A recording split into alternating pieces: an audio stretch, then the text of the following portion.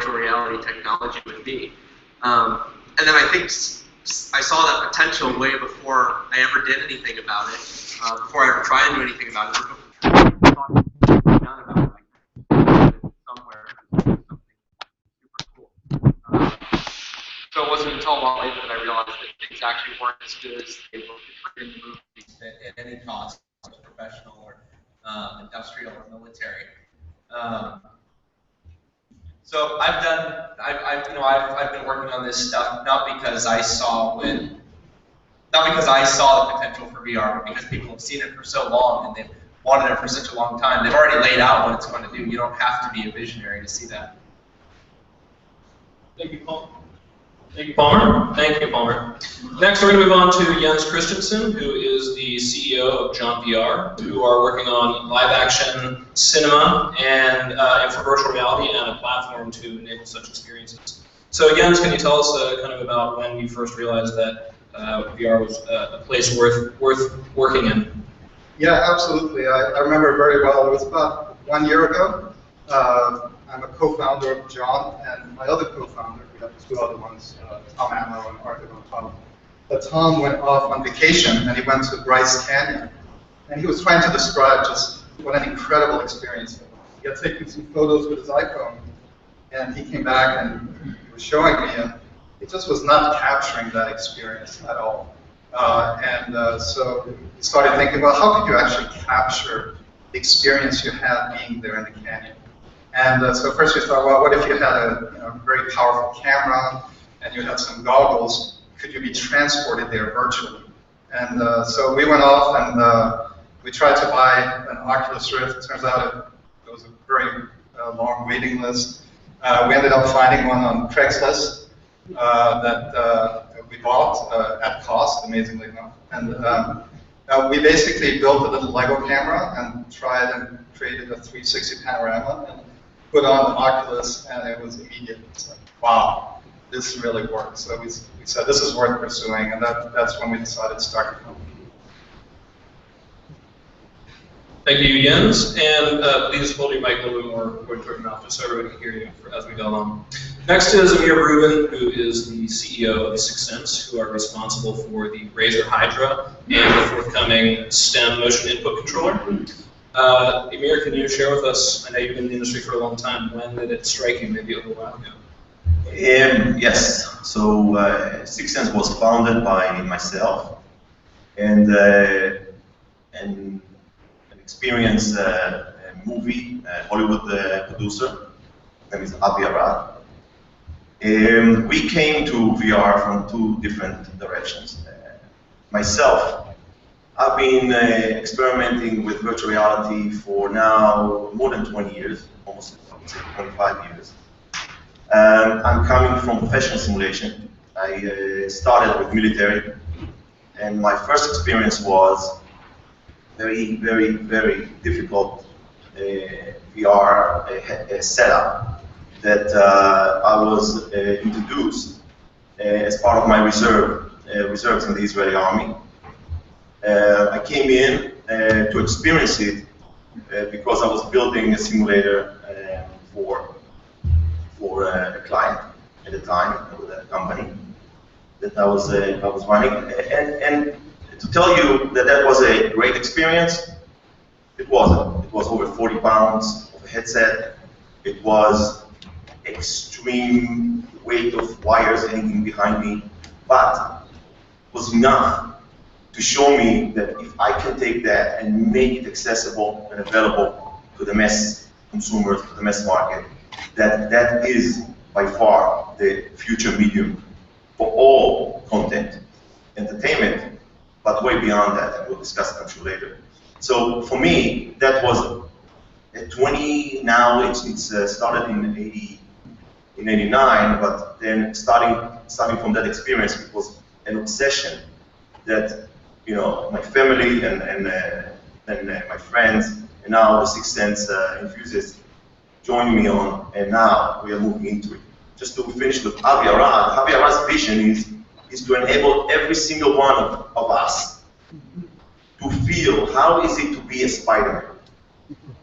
So he is a Spider-Man producer, but for him, it's It's one thing to do it so you sit in a theater and you experience it in IMAX and all that, but to be Spider-Man, so you can shoot and be in it and feel like it, that's why we started Sixense. Your sixth sense, your intuition will become fully activated within a virtual world. Thank you, Amir. Next we have Ed Mason, who is the CEO of GameFace Labs, and they are working on a mobile VR headset. Ed, can you tell us why did you decide to pursue this? Absolutely. So my background was in stereo 3D gaming. We started off in about 2009, building up a 3D video sharing platform for people with stereo 3D cameras to rent pro content and upload it so that they can share it with everyone else. We moved on from 3D cloud gaming over to audio stereo gaming, and ultimately then started playing around with 3D cloud gaming. Back in about 2011, 2012, we started showing off at a few conferences. The 3D cloud gaming platform that allowed you to play stereo 3D games with zero latency. From there, we heard about the Rift and what it was up to, and realized the potential that was in fact behind this becoming of immersive video games. And having followed 3D gaming as that day was more the most immersive experience you can have for gaming, we were very sort of keen to see where VR took us. We got and we realized the route in which Oculus went down, being to PC gaming. They were obviously interested in the PC market to begin with, requiring the GPU power that you do need. But nonetheless, we realized that mobile, in our opinion, is the future for VR as well. And this is something that, even though what we have for proof of concepts, we know that untethered VR is the experience that everyone's really after. So what we have today is really a conscious enough proof of concepts. We're revising the device and showing off a new device, the Mark 5 at E3. So if anyone's there, do keep an eye peeled for an upcoming prototype. Thank you, Ed. Drew Oetting is a partner at Formation 8, and he has contributed, or the company has contributed to the $75 million Series B funding raised by Oculus. Drew, can you tell us a little bit about why virtual reality is worth investing in? Yeah, I mean, I think that as an investor, a slightly different way to look at opportunities, and so I think the first time that I saw Oculus was actually one of the first companies I ever saw as an investor in Formation 8, and it was a realization of like how cool this is, and you know, there was a question about whether it was going to be a real large and viable technology, and then I think that the time that stuck out in my mind is when I realized how powerful this was going to be and how viable in the market it was when we had a demo day for some of our portfolio companies where a lot of the executives from South Korean companies flew out, and the room was absolutely packed to see Oculus, and they just wanted to see like a 15-minute demo of it, and they'd never seen it before. And these were people that had probably only left South Korea for talks with huge companies. And so that was a time where I kind of realized, this is something that could be really, really big. And I think virtual reality in general is a place that we've become increasingly interested in since that. Thank you, Drew. And so what we're going to do now is we're going to move into we're going to have an individual question for each of our panelists with an opportunity for others to follow up if they have something to contribute. And with all of our remaining time after that, we're going to go to the audience for questions. So please start getting them in mind as our discussion evolves here. So we're going to start with Palmer. The simplicity of high-density raster screens with lightweight optics has enabled relatively high performance at a great consumer price. But in the next 5 years, do you think that there are other display technologies that might enable or enhance the VR experience? Yes, probably. I mean, 5 years is getting to the edge of what you can put on a roadmap, at least right now. So I'd say 5 to 10 years, definitely. 5 years, maybe not. One of the reasons that it was so effective is because we were able to use things from the mobile phone industry to, you were able to leverage all of that money that's in the mobile phone industry, take those high quality parts into virtual reality. But if virtual reality actually does manage to take off over the next few years, there are definitely improvements that can be made in display technology that benefit VR a lot more than they do mobile. And so it's probably not going to be just mobile phone-based panels powering all of these innovations. And educate us a bit, as I feel like we were in probably a position to know about maybe some of the other kind of more expensive, maybe not practical yet, display technologies that might work for a wider field of view, or better color, or better contrast? It's not really a matter of cost. Most of these technologies just literally don't exist. Like I said, these are things that would be optimized for virtual reality. So right now there isn't really much reason to exist. I can't really get into specifics because of things we're actively looking at. But. Very good, thank you.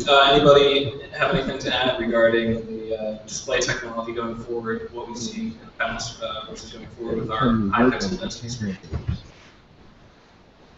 I will just mention the fact that projectors, tiny little projectors, that are going to be able to develop, and now I believe will be developed specifically to be replacing those rigid panels. I think from what we've been presented, a couple of them from major consumer electronic companies, I think those are going to make a major jump forward now in light of this success. But I'll leave it to Palmer to tell us about all this innovation when they come out. So we're going to move on to Jens. Game engines like Unreal Engine 4 and Unity are rapidly approaching photorealistic real-time visuals. Over the next 5 years, do you think there's always going to be a place for live-action cinema VR? And are there any inherent advantages to live-action versus CGI? Yeah, I think live action, there'll always be room for live action. I mean, even if you're able to construct a completely photorealistic world, you'll still want to cover things like sports, news events, and things that are happening in the real world, and give the experience of people being transported, being courtside at a game, or being in the middle of a news event happening, a flood, if you will. So yeah, there'll always be room for live action VR, still there are things that are easier to do, believe it or not, with cameras and live people than having to construct a whole model from scratch. So even then, I think there'll be room for cinematic or live action VR. Anybody have anything they want to add regarding live action cinema VR that we've seen from a number of companies recently?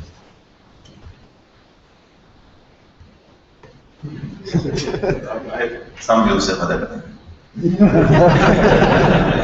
I'll age myself and I'll take you back to the Sega Genesis.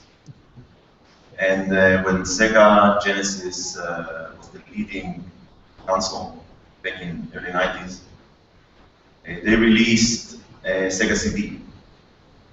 And when Sega CD was released, Sega started with an initiative doing live action, interactive games. They actually shot it in Burbank, in a studio, in a movie studio. And the bottom line is that it was a very, very unique experience. It was a very good experience. Obviously, the Genesis did not have the necessary process capabilities, and it was not VR, even though they had some attempts later to bring it. The bottom line is that live action, interactive, I believe will be a very, very unique way to go. Specifically, if developers like the Walking Dead developers would be the ability to bring those type of experiences into VR.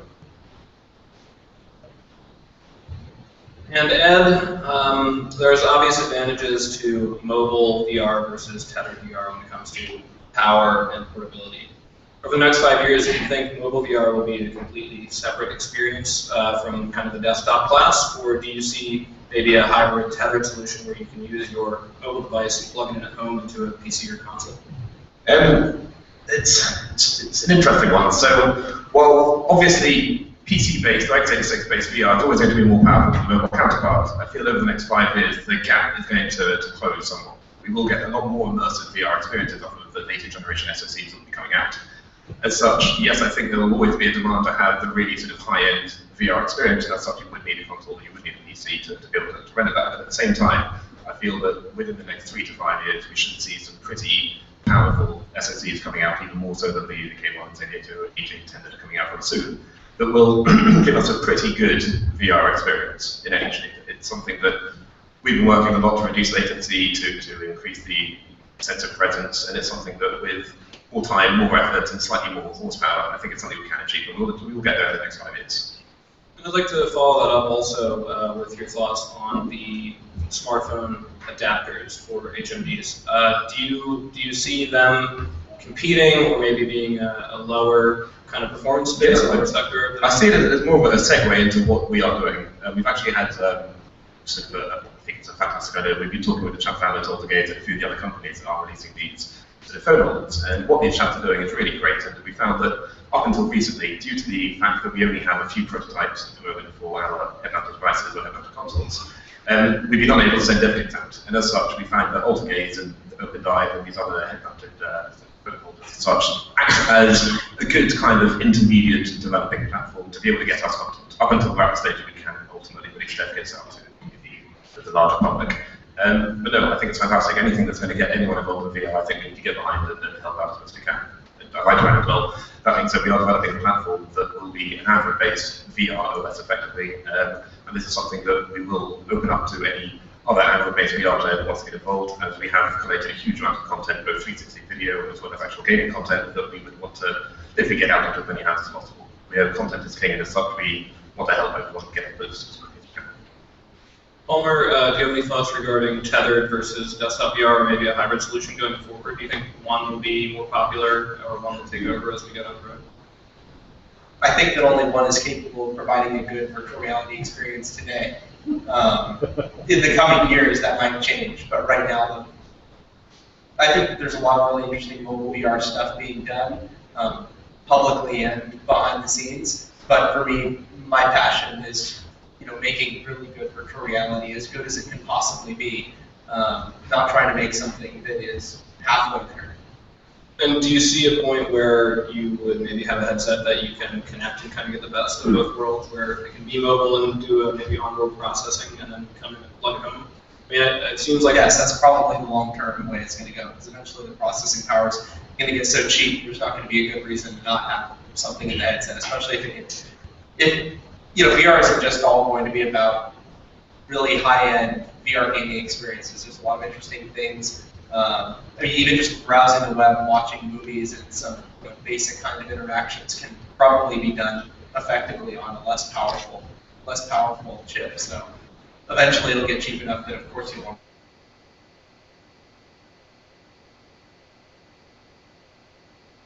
Smartphone adapters these days? As they exist now, yes. I think that there's actually a lot of potential for those kinds of viewers to get a lot better if and when phone manufacturers start to pay attention to it. Because if you could actually do really low-level stuff and then optimize these devices for virtual reality, optimize the displays somewhat for virtual reality, and not have to go through all the high latency pipelines that are in Android, you can potentially get a much better VR experience. But if you can't do that kind of deep integration, then they're always going to be a step behind because they don't have control over the core stuff. I mean, the sensors are just one good example. Most phones, they don't bother to calibrate the sensors while in the factory because there's just no reason to. And most time people don't notice, although if you look, like the iPhone 5 actually had some sensor calibration issues where people were even noticing just playing games or having it sitting on a flat surface. And most of them, the sampling rates max out at around 100 hertz, and that's because who cares? It's for controlling stuff on a phone, not for VR. And as long as you're relying on that hardware and on their manufacturing, it's going to be really tough to get a good VR experience out of just a phone plus your plastic pieces. Thank you, Palmer. And Drew, I'd like to move on to you. I remember how exciting it was when in September, at the end of September, or sorry, beginning of September 2012, the Oculus Rift Kickstarter had raised more than $2 million, and that was like mind-blowing. The $2 billion Facebook purchase represents not one, but a 3-order of magnitude increase in the value of the company in less than 2 years. The same month that Facebook purchased Oculus, Sony, another multi-billion-dollar company, announced their entrance into the VR space. With this in mind, do you think we'll see other major companies like Apple, Microsoft, and Google jumping into the space? I think you might see other large tech incumbents jumping into the space. not really wasn't really our concern. I mean, I think that if you're a venture capitalist, you have to sort of have this, I don't know, whether it's delusion or optimism around new and sort of, young technologists taking on new markets, and that it's really, really hard for innovation like what is required to produce a VR platform to take place in a large bureaucratic organization. And so while I think that I think that potential collaborations with large companies maybe makes sense, and you could see an Apple trying to do a collaboration, or Google or what have you. It wasn't really a big a concern of ours that Oculus was going to be face competition from a large incumbent. And what are your thoughts about where we may or may not be with a VR bubble in the industry? A VR bubble? Yeah, in terms of, I mean, the jump in value from Oculus, and what we had seen prior was kind of the millions. When we're talking billions now. Yeah, I think that valuation is a difficult thing to really discuss when you're talking about technologies like this and also companies like this. I mean, valuation, the way that valuation is really determined. It's not like a public market where you have a price which is constantly being readjusted, and you can think about bubbles as things being overpriced and underpriced. And Oculus is a fundamentally transformative technology, and so in some ways they're worth. It's nearly impossible to assign a value to it, and I guess I would defer to Facebook on how they set values for things. But I don't think we're in a VR bubble. I think we're just at the very, very beginning of funding and institutional funding for virtual reality companies, both hardware platforms, software platforms, and even companies that are building experiences and content on top of virtual reality platforms. Thank you. I'd also throw in that if there is a bubble, it would probably only, just to get around the idea, talk about the concept of VR bubble. There might be an Oculus bubble, but there's definitely not a VR bubble. I mean, we sold for a couple billion, but if you look at the other VR companies that are out there, it's not like there's this mass, widespread mania of people investing and over-investing in VR, because that's not saying they're not getting investment. Like Jaunt got great investment, but it's not multi-billion-dollar investment. I think that it is in the realm of reasonable investing. I mean, don't you think? Yeah, I totally agree. I mean, we just recently invested in a company called Qualia 3D, which I think you guys will hear from Amir later on. And I think you're just starting to see companies like that get funding. It's not the valuations are not through the roof. I mean, these are following traditional valuations that are sort of standard for the market given the stage of the companies. And I think if you start seeing companies raising hundreds of millions of dollars with no product, and then maybe you're in a bubble. But I think when you just see companies starting to get seed, institutional investors paying attention, angel investors paying attention, that's really just the beginning of something. And I think that I agree with what Palmer said. Maybe there was an Oculus bubble, but definitely not a VR bubble. And I don't think there was an Oculus bubble either. But. Yeah, I actually disagree. I think Facebook had a great deal. So do I.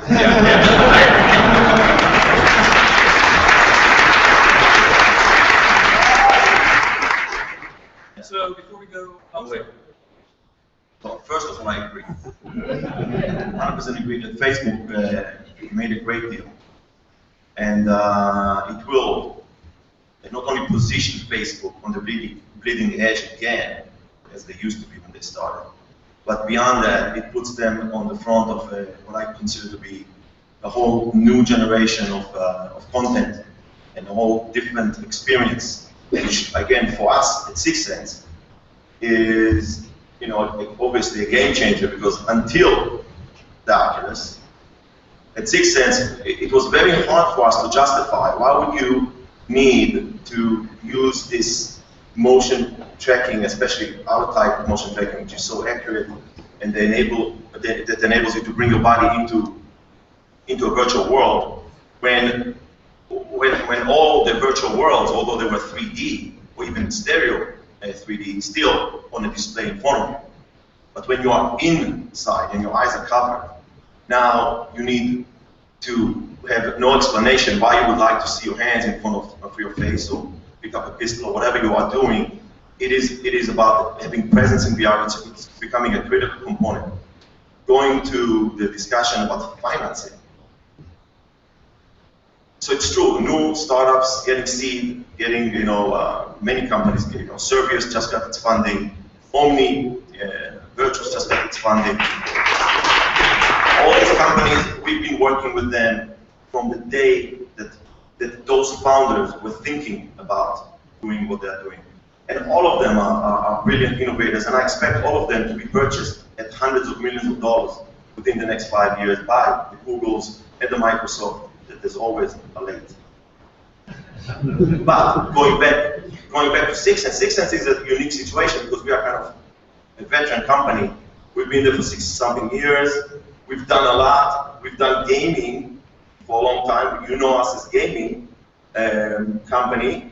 But the truth is that we are very active in rehabilitation, and now we are bringing it all to VR. We are very active in training and education, and now we are bringing it all to VR. We are very active in even stuff that nobody knows about unless I told them, gambling.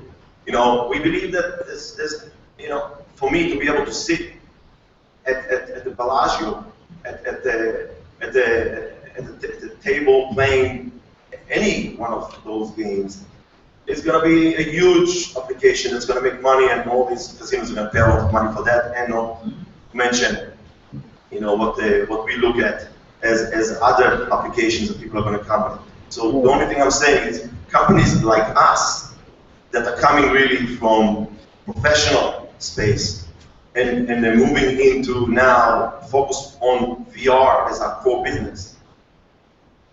I believe that our potential of becoming part of a very big opportunity for one of those big players of jumping in very quickly is right there. So you got the Oculus experience, which is very unique, but then you got all the new startups, and we believe that we are positioned in the middle based on the approaches that all those kind of companies are coming to. I think as well, just to add to that, there are so many unknown unknowns in virtual reality today. To say that we're in a bubble, I think would be very unfair, simply because it's really down to you guys now to start developing the interesting uses of VR, and we're really going to see a whole sort of variety of new input controls, new display panels, hopefully with enough interest in VR. Hopefully guys will start making much higher 80+ resolution displays solely for the sole purpose of being provided for HMDs. So I completely agree, not in a bubble, nowhere near. Very good. Thank you, everybody, for your responses. We're doing pretty good on time, so keep those questions from the audience brewing. We've got 2 more questions I want to run down our panel. Have we seen the killer app or the killer experience for VR yet, or is it still yet to be made? Palmer, can we start with you? I mean, usually killer apps are defined by the users and the people who latch onto them and start using it. I can't think of very many times where someone has picked a killer app or a platform has launched, and unless you're a console and you're like, this is gonna be a killer app, launch day. But then a lot of these games they end up not doing so well. We're even seeing that happening now, and I think that shows it doesn't matter how great it is or how good a demo is. That doesn't necessarily mean it's the killer app. Like E-Valkyrie is a really great game on the Rift, but so far it's a single level demo that they've been showing at shows. And while it's super fun, it's super good, it doesn't mean it's going to be a killer app or the killer app for VR. I think we're going to have to get further along before we can say if the killer. So to answer the question, maybe it's been made, and I don't think we'll know if it has been made until there's a lot more people using VR than the developer group that is today. That's fair. So let me broaden that question up a little bit. Not necessarily the killer, one game, but how about an experience, whether it be social, faction, or multiplayer, or third person? Are there things that you see as being at the forefront, as the most exciting things that you're looking to get out there to the public?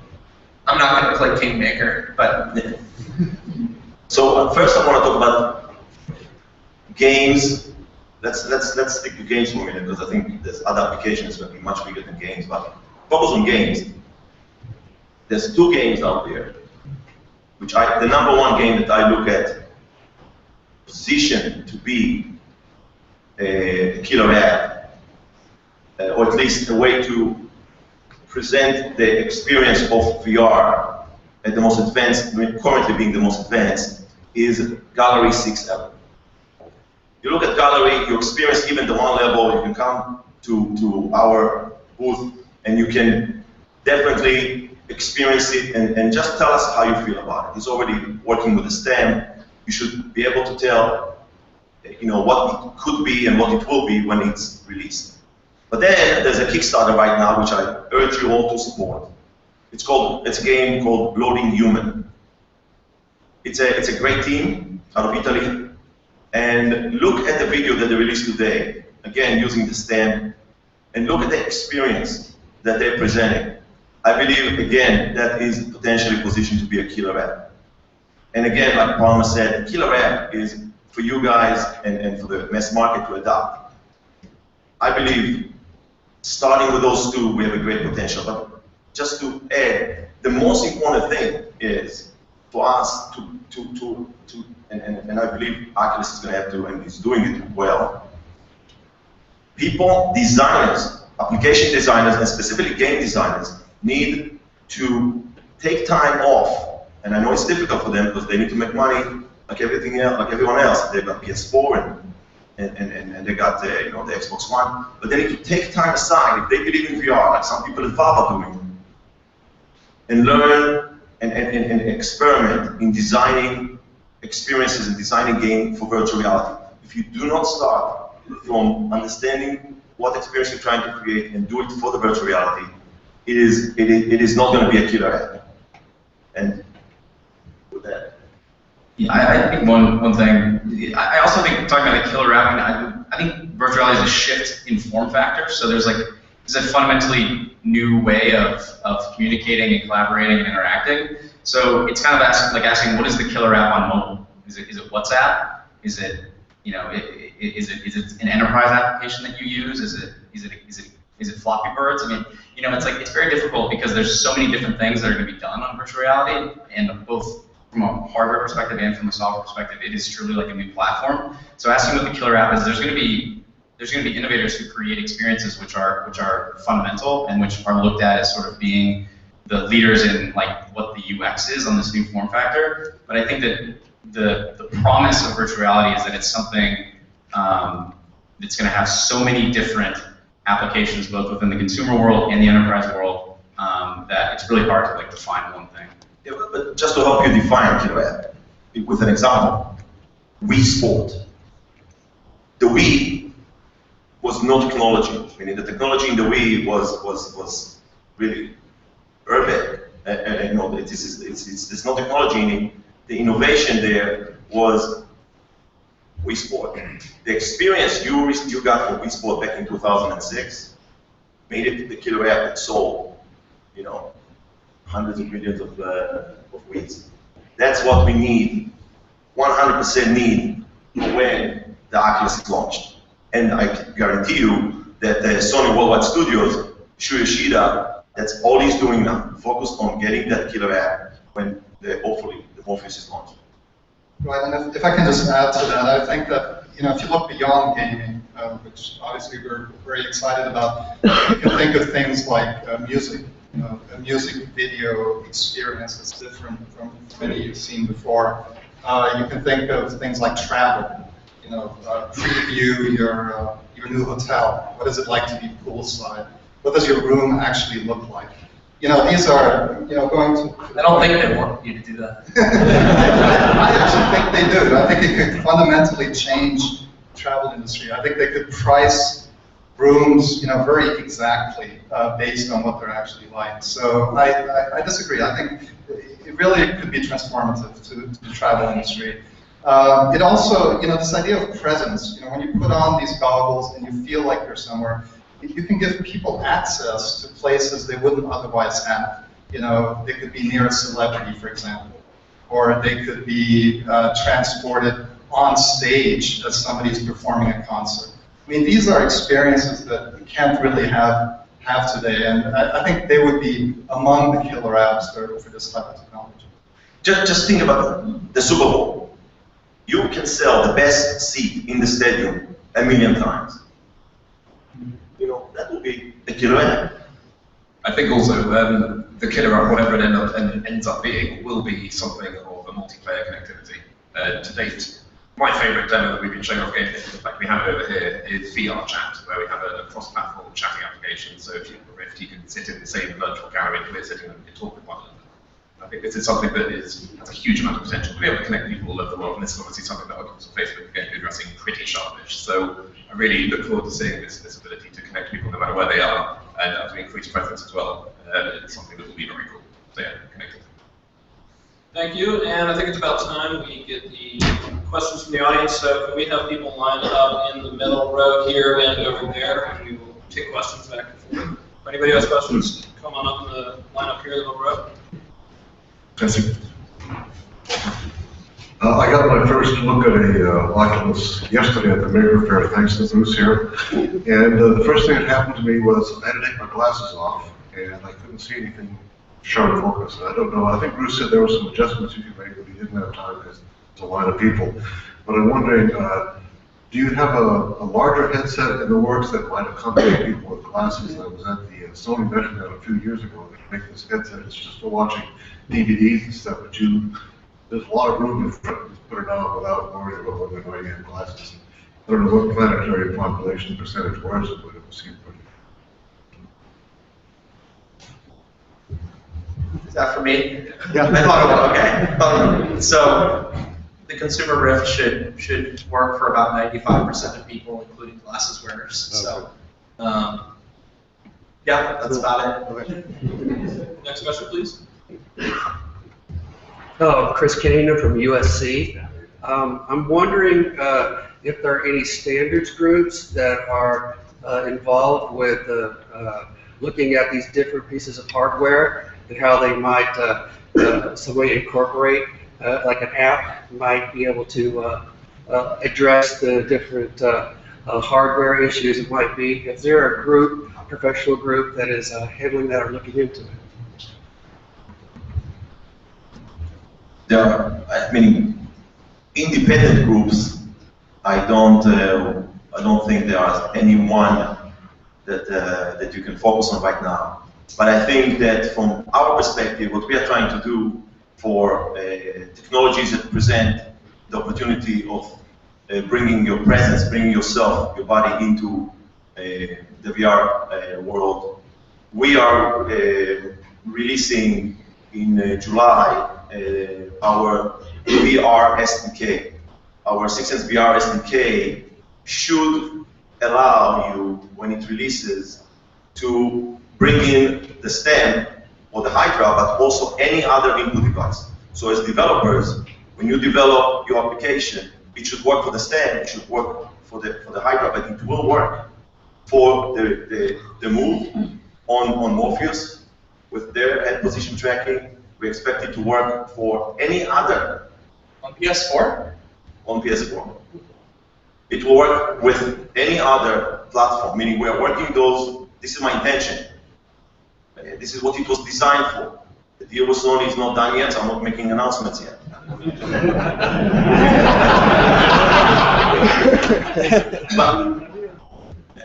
But we definitely expect you to be able to support with the Sixense VR SDK any position tracking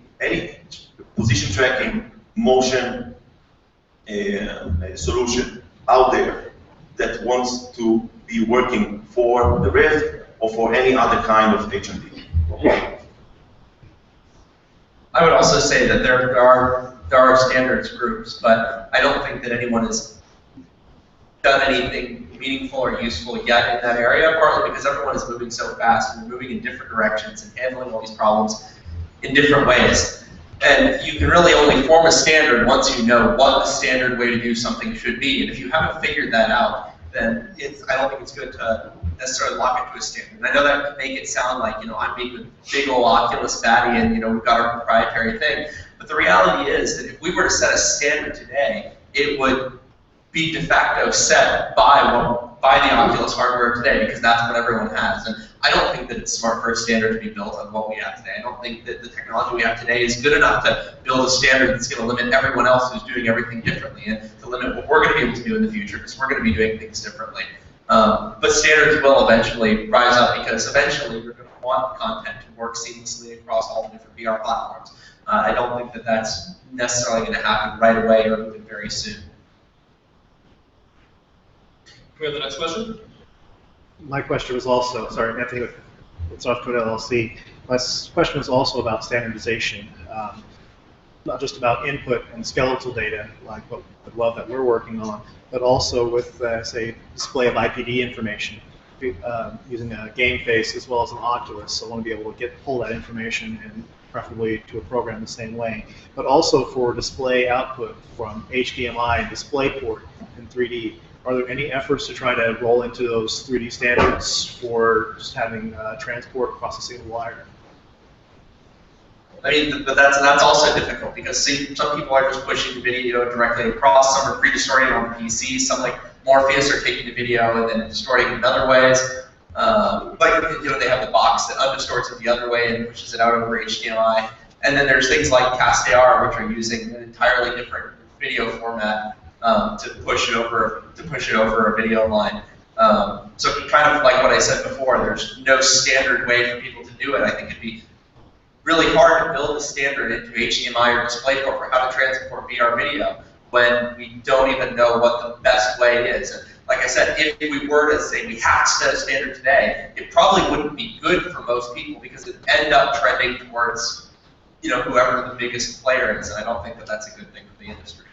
No, I agree 100%. We need to let this VR come, mature to the point that standardization at this stage will handicap the creativity. So we need to let developers move forward without limitation. Next question. Hey, I'm Chris with InterVR. This is mostly for Palmer, but I've seen videos of you and Carmack talk about how it is morally imperative that we build a metaverse, and I want to get your opinion on why. Why do you think it's morally imperative that we build a metaverse? I mean, this is one of those crazy man topics, but I guess it comes down to this.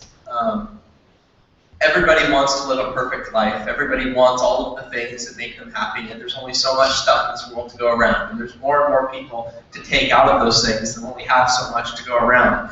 And it's going to be impossible to give everyone everything that they want if you're limited to what you can physically actually build in the real world. I think that virtual reality has the potential to take a lot of things, especially luxury goods and other things that are not long-term useful items, but they're pure waste items. And even if virtual reality was perfect, then it'd be easy to say, oh, well, it's absolutely perfect, identical to real life. Then you'd be able to solve a lot of these problems. And when you have that perspective, a lot of people say, well, you're not going to have perfect virtual reality for a very long time. So until it's perfect, it's useless. And I disagree with that perspective too, because for us, sitting here in the best country in the world and in the best state in this country,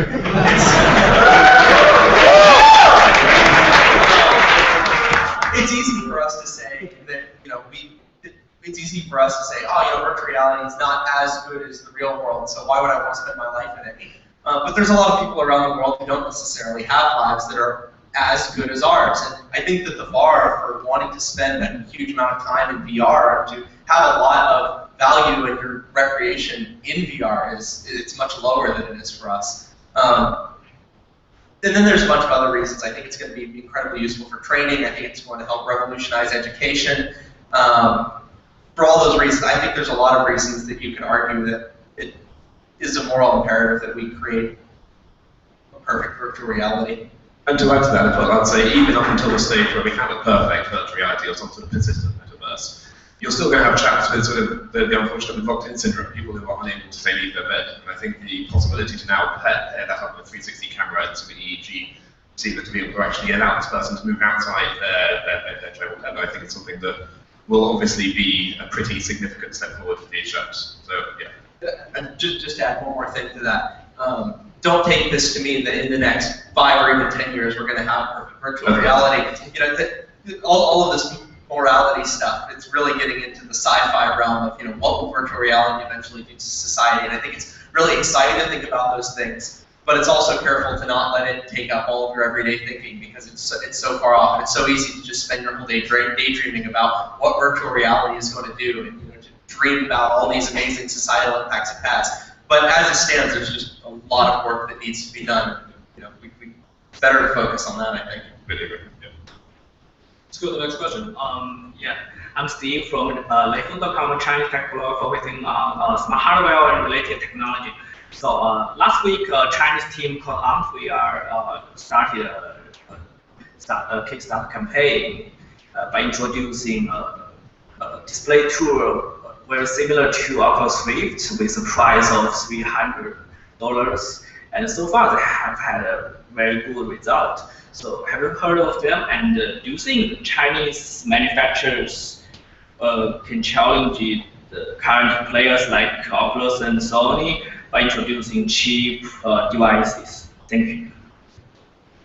For Palmer and Palmer is going to be difficult to answer that. You want to answer that? Yeah, why not?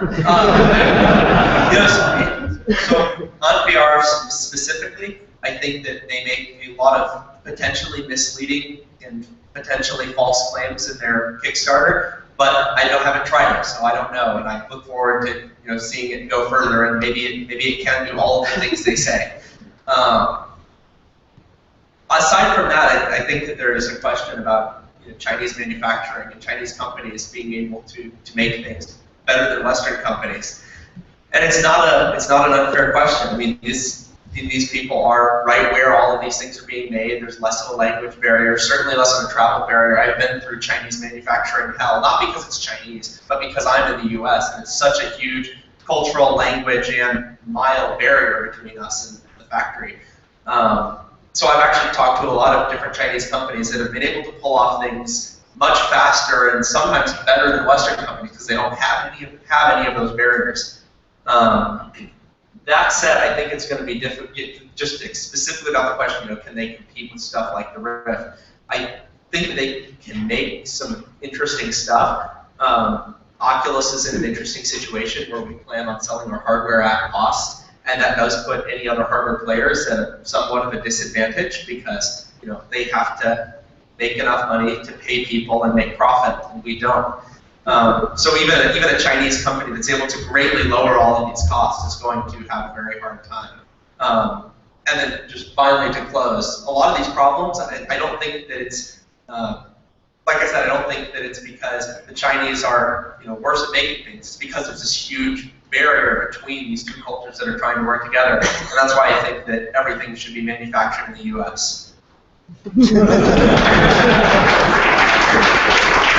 not an announcement, that's just my personal feelings.